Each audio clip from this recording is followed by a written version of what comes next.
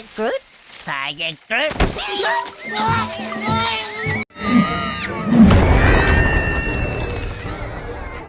तो हेलो दोस्तों, कैसे हैं आप लोग। दोस्तों आज मैं मार्वल की बहुत ही शानदार साइफाई एंटरटेनिंग सीरीज को एक्सप्लेन करूंगा जिसका नाम आई एम ग्रूट है और इसमें टोटल 5 एपिसोड है। तो दोस्तों बिना किसी देरी के आप चलते हैं एपिसोड 1 की ओर, जहां हम सीरीज की स्टार्टिंग में देखते हैं न्यू बॉर्न ग्रूट को, जो कि अभी बहुत ही ज्यादा छोटा होता है, इसलिए 2 रोबोट उसकी देखभाल कर रहे होते हैं। और दोस्तों जैसा की हम जानते हैं कि हमारा ग्रूट एक ट्री है, लेकिन फिर भी उसे अपने शरीर पे पत्तियां उगाना बिल्कुल भी पसंद नहीं है, जिस वजह से वो दोनों रोबोट हमारे ग्रूट को रिप्लेस कर देते हैं और एक दूसरे टेबल पे ले जाके रख देते हैं। जिसके बाद हम दोस्तों देखते हैं कि वो लोग दूसरे ट्री को लाके वहाँ पे रख देते हैं और फिर वो दोनों रोबोट मिलके उस ट्री की केयर करने लगते हैं। जिस चीज को देख के हमारे नन्हे से ग्रूट को बहुत ज्यादा गुस्सा आता है और वो गुस्से में ही पास ही रखे सलजम को उठा लेता है। जिसके बाद वो उससे ट्री को मारने की कोशिश करता है, लेकिन वो सलजम पेड़ से टकराकर उल्टा ग्रूट को आके लग जाता है, जो देखकर अब ग्रूट को और भी ज्यादा गुस्सा आता है। इसलिए वो अपनी शाखाओं से उस ट्री को गिराने की कोशिश करता है, लेकिन वो ट्री काफी भारी होता है, जिस वजह से ग्रूट उस ट्री को नहीं गिरा पाता।